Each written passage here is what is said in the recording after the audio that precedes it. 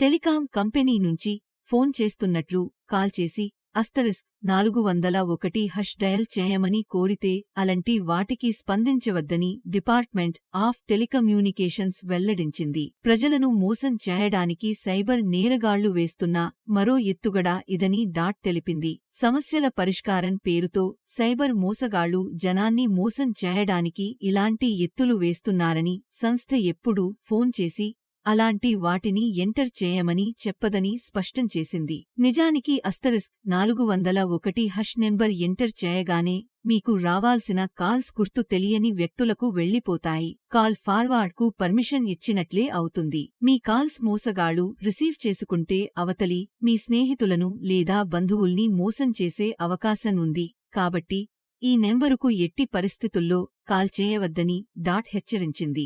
ఒకవేళ మీ మొబైల్ ఫోనులో call forwarding activate అయి ఉంటే వెంటనే సెట్టింగులోకి వెళ్లి డీయాక్టివేట్ చేసుకోండి. లేకుంటే సైబర్ నేరగాళ్లు సులభంగా మీ కాల్స్ రిసీవ్ చేసుకుని మోసాలకు పాల్పడే అవకాశం ఉంటుంది.